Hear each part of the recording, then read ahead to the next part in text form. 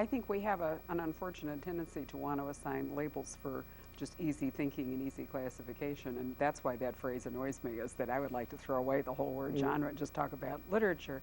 But more than that, having talked to hundreds of writers over the last 12 years, it seems to me that if you don't have the root impulse to tell a story, that nothing else really matters. You know, if the book, it doesn't tell a story, doesn't carry the reader through it, all the technique, all the beautiful writing, all the, you know, counts for nothing.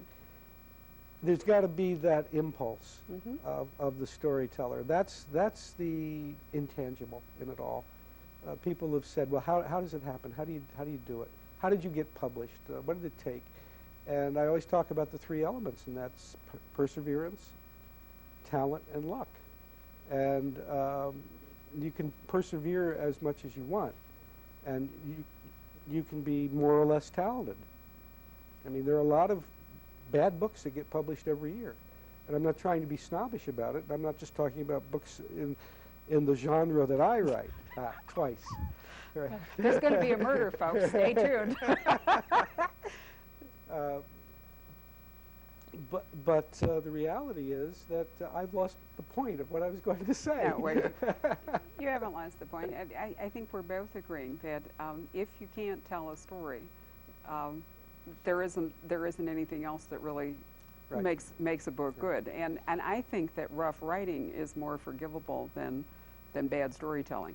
And I think that although you were not schooled as a quote writer, that you are a natural storyteller, even though you had this kind of living lab in your other careers to acquire stories to tell. Nonetheless, you know, you're the one who said, okay, I want to turn that into some kind of fiction. Other people hear stories. I mean, I hear stories all the time, but I've never been possessed with some demon that says, you know, you've got to write this down.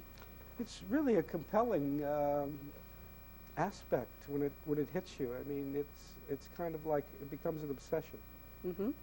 It's something that has to be done, and I'm not saying anything that other writers haven't talked about, right? I don't know whether it's a bedevilment as much as it is an urge to get something out, you know, and it's a very private act. It's a very private and a very personal act.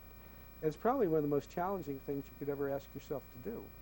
Well, it's like going naked in public, among other things. I mean, at the end of the day, somebody is going to read it. That's right, and you got to be, you got to be tough-skinned about all that. You know, I mean, I've had funny experiences with people who have said to me silly little things like, "Your chapters are too long, McGarrity. Shorten them because I want to fall asleep before I get to the end of the chapter." And other people who will say, "You use two different points of view in one scene. Are you allowed to do that?" I was taught that you couldn't do that. And I said, "Oh, I didn't know." You know, and I'll have other people say things like, they'll be at a book signing, or they'll be walking through at a book signing that I'm at, not a mystery bookstore, but maybe a general bookstore, and they'll look at me and they'll say, "Oh, I don't read mysteries." "What kind of books are they?" "Oh, mysteries. I don't read mysteries." And my answer to people like that is, you should read everything.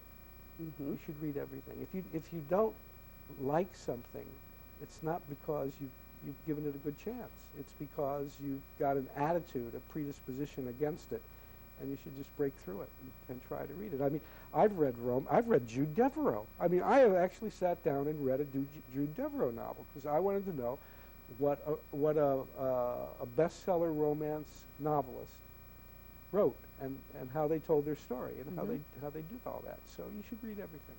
But people get funny about books and literature and what constitutes.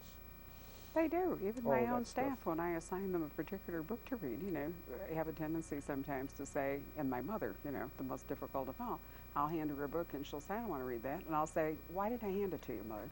Did I hand it to you so you could waste an afternoon, or did I hand it to you because I thought it was," you know, don't judge it before you even open it. But you're right. We do, I think, have a lot of predispositions. We do. Talking about an irresistible impulse to write, you spent a long time writing Tularosa. It went through a lot of lifetimes, didn't it? It did.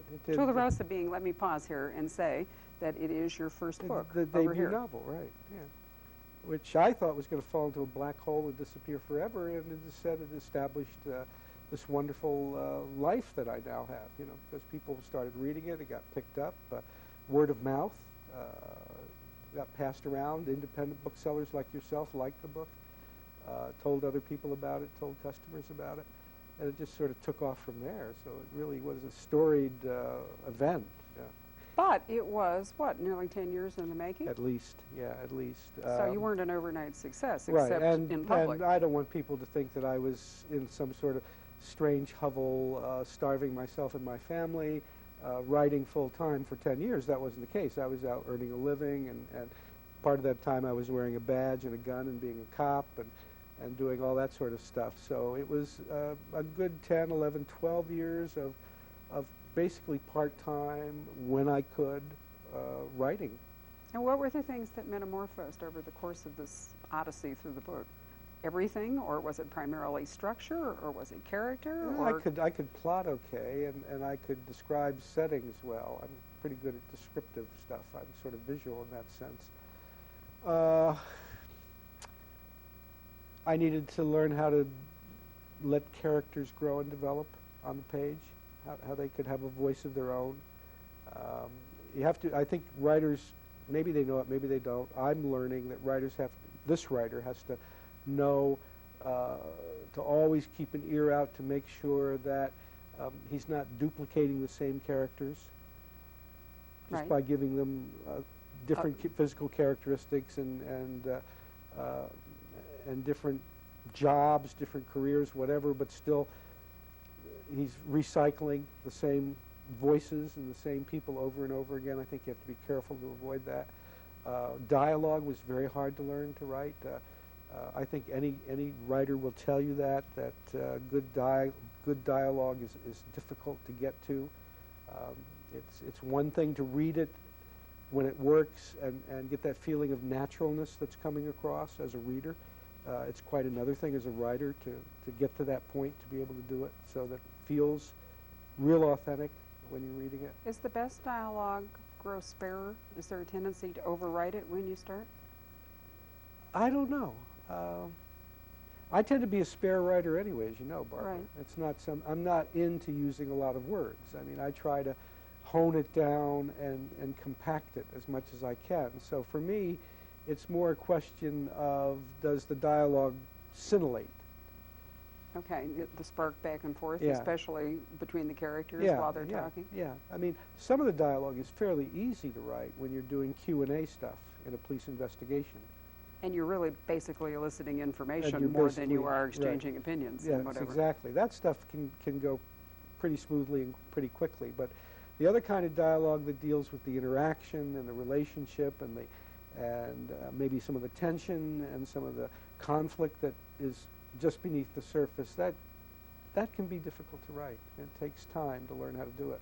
Did you find it at all difficult to, rather than having descriptive passages, to bring forward a scene or information or something through dialogue? I had to learn to use the action of the story as the base for creating the dialogue. That was one of the first things I had to learn. In other words, what are we doing now? We're interacting around a particular setting that we're in. We're in this setting, and so we're interacting within the framework of what we're here to do. And so that has sort of this underpinning to it. It has this just base to it. And it makes what we're doing then hopefully valid to us and to the people who may be out there watching us. Are there going to be any people out there watching this, Barbara, you think? I'm sure there are. I'm frequently stopped around town by people who comment on the program and say how much they enjoyed it out there. So yes, I'm sure that No, I emailed you about the workshop the other night, and before I left Santa Fe, and I said, is it going to be just you and me, right? So I had to ask this question, you know. Is this just you and me, Barbara? At the moment, and the camera, but my point is that there's movement through a story, and if you use that movement, if you use the momentum of the story, of the actual tale that's being told, if you use that momentum, it creates a really good base for dialogue. It creates a really good reason for people to have talks and to converse with each other, because they're talking about the story that hopefully you as a writer have drawn the reader into.